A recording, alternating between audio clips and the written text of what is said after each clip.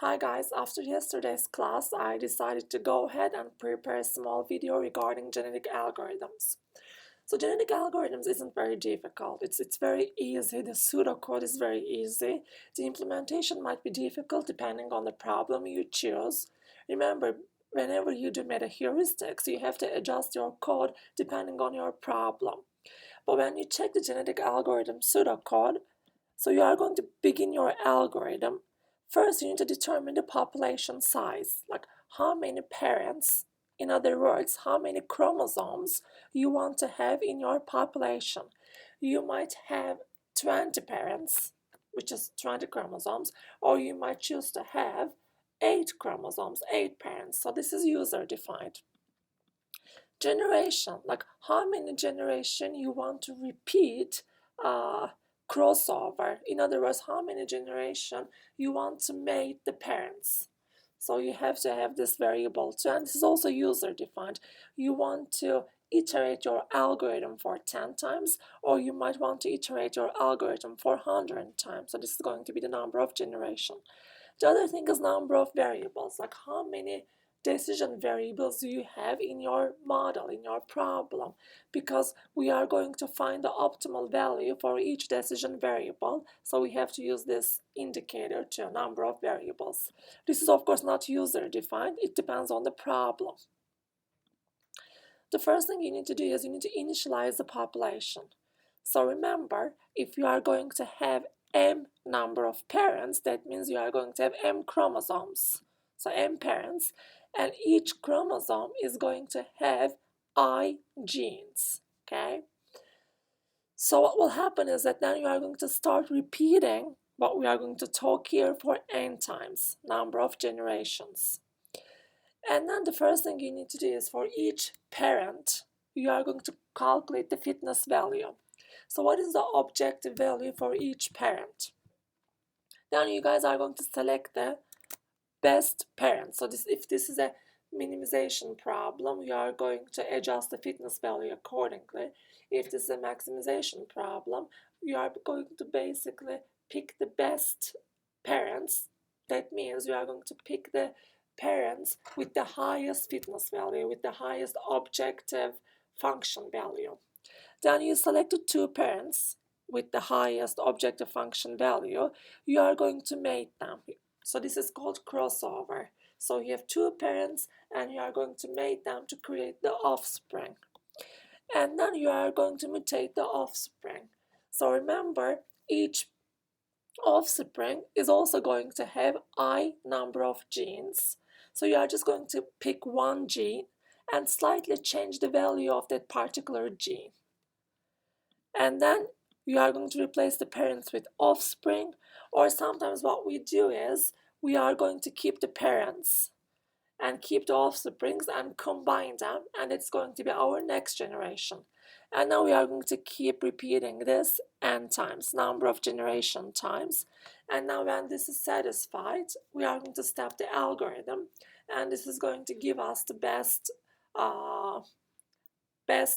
values for these decision variables and the best objective function value. So let's go ahead and have an example in Python. So what I'm going to do is, let's say this is our function, okay?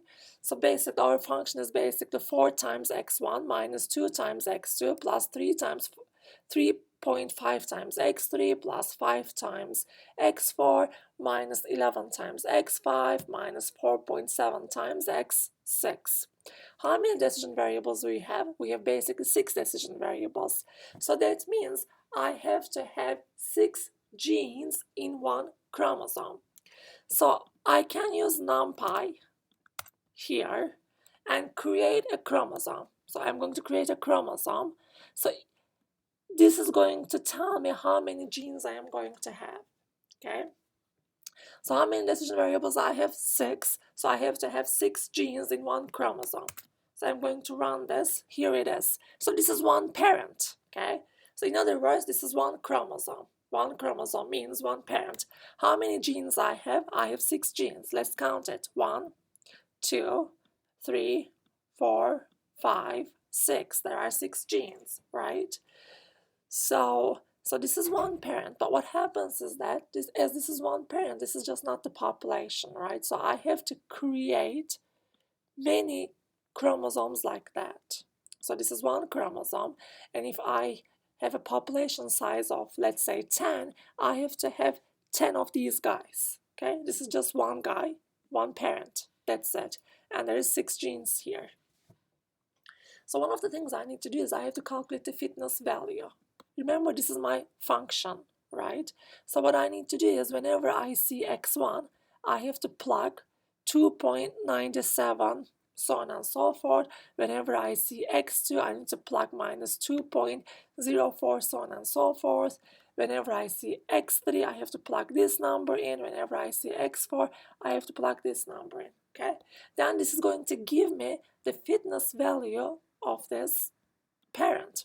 So let's go here, run this code, and try this.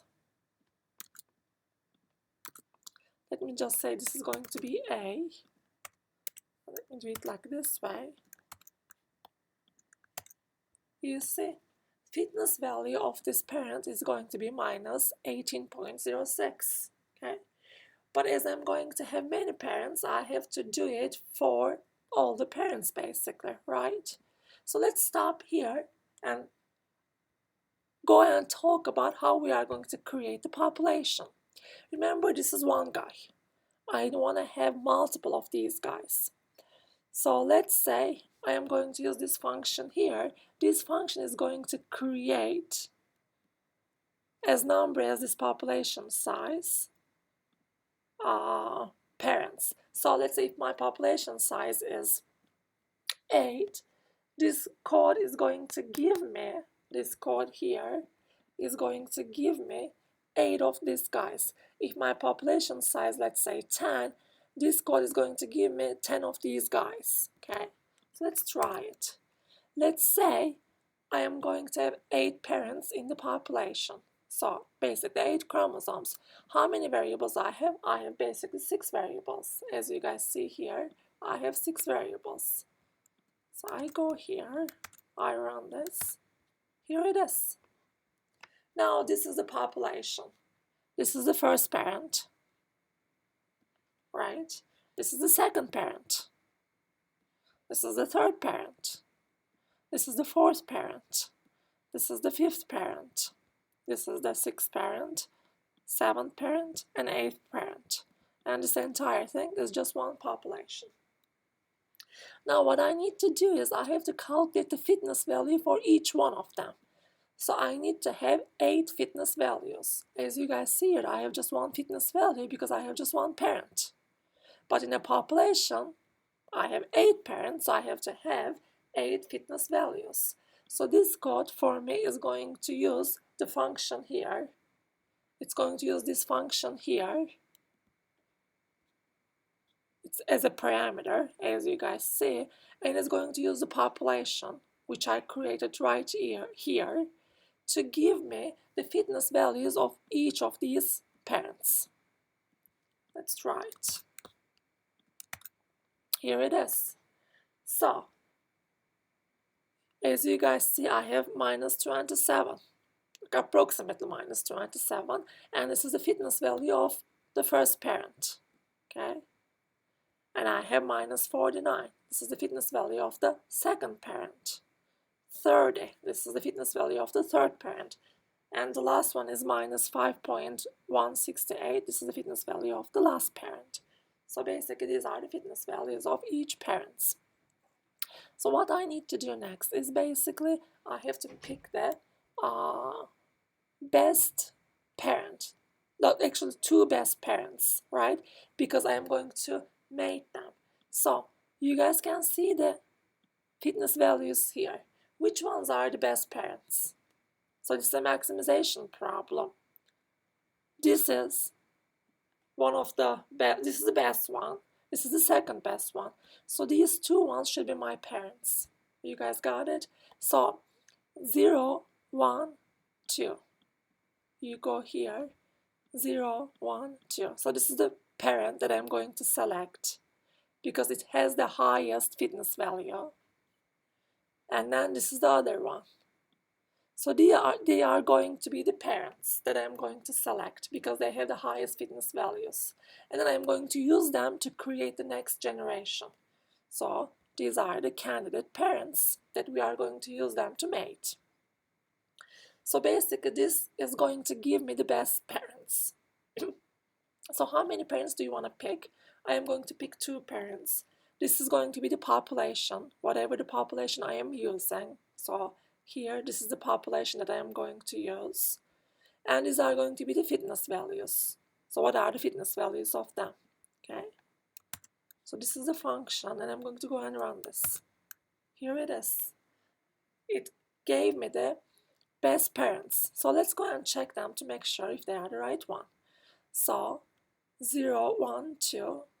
So this should be this guy, 0, 1, 2. So this is the first parent selected to mate.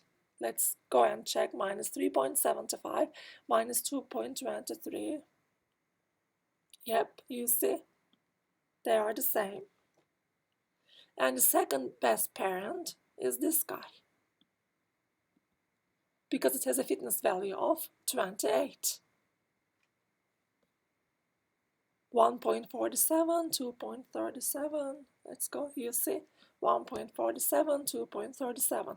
So now we selected the best parents. What we need to do is we need to mate them. How we are going to mate them? We are going to use crossover. So basically, what you can do is you can take the first 3 elements, first 3 genes from the first parent, and then you can take the last 3 genes from the second parent and combine them. Okay, like this. You take these 3 and you take these 3 and combine them. And then you can take last 3 and first 3 and combine them. That will help you create the offsprings. So let me use this one. So how many offsprings I want to have? Remember, I have initial population size of 8. So I want to create 8 offsprings. But you know what I'm going to do? Instead of creating 8 offsprings, I am going to create 6 offsprings. And I'm going to use the parents too. And I'm going to combine the offsprings with parents so that I am going to have 8 parents at the end of this algorithm. So basically, I'm not going to kill the parents, okay? I am going to kill the parents who weren't selected. So I'm going to kill this parent. I'm going to kill these parents, but I'm not going to kill the parents who are selected, okay? I am not going to kill these 2 parents because they are the best parents. They are selected to be mated. I am not going to kill them. I am going to keep them. And I'm going to create 6 offsprings using these 2 parents. Then I'm going to combine the 2 offsprings with the 6. I'm going to combine the 6 offsprings with these 2 parents. Then I'm going to have 8 solutions, 8 chromosomes in the next generation. Let's do that here. Here it is. Now I have the offsprings that I created. Okay. So I created this using different crossover logics. Okay, you guys can go ahead and check the crossover logics. So you can basically pick a number, random number, and then combine the different parents. For example, if your random number is 3, I'm going to take these 3 guys, and I'm going to take these last 3 guys and combine them. It's going to be 1 offspring. If my random number is, let's say, 2, I'm going to take these 2 guys, and I'm going to take these 4 guys, and I'm going to combine them. This is going to be 1 offspring, okay? So basically, you are just going to create offsprings with this manner.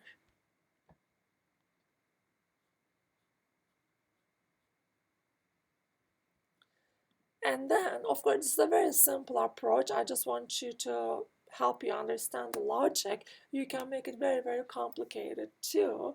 But we are not interested in making this very complicated. We just want to understand the general logic of genetic algorithms so that you guys can use different packages. And there are a lot of already programmed genetic algorithms that you guys can use. So it's not like coding everything from scratch. It's just teaching you the logic.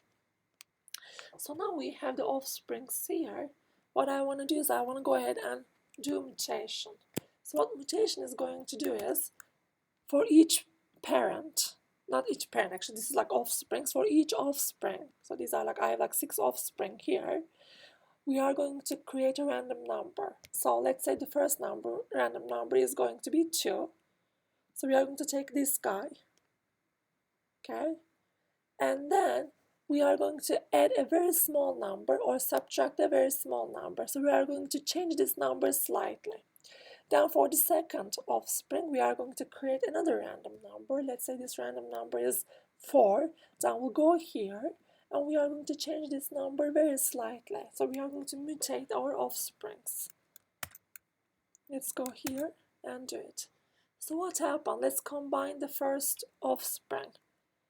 So it is the same, it is the same, it is the same, it is the same. You see, this is not the same. So basically, we create a random number. Probably that random number was 0, 1, 2, 3, 4. It was 4. So we took this gene and we created a very small random number and added to this number, and this number became this. So basically this gene is now mutated. You do the same thing for the second offspring, third offspring, so on and so forth. Now we mutated the offsprings. What we are going to do is, we have 6 offspring here and we have 2 parents. We are going to combine them. Let's combine them.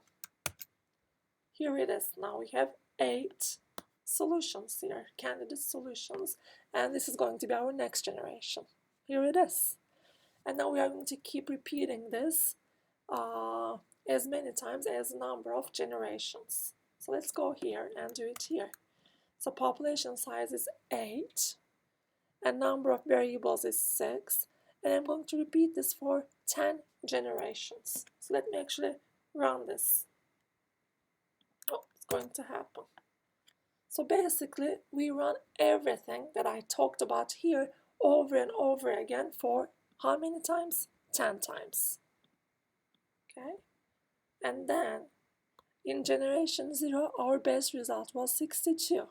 Generation 1 was 70. Generation 2 was 72. It was the same.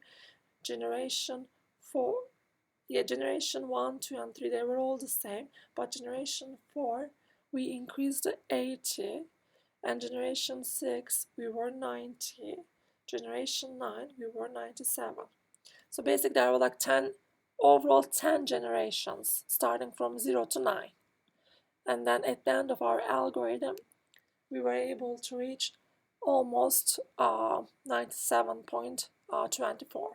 Okay, so this is basically what genetic algorithms is. Okay, so you have parents. You select the best parents using the objective function, and using these 2 best parents you do crossover, which means mating. You mate them and create offsprings, and then you mutate offsprings. You select a gene in that specific offspring, you mutate it, and then you are going to kill the parents and replace the parents with offsprings, and do this over and over and over and over again until you reach the number of generations, and then you stop it and you get the best result, as you guys can see here. So please go ahead and check different applications of genetic algorithms and try to understand the logic. Okay, thanks for watching this, guys. Thanks.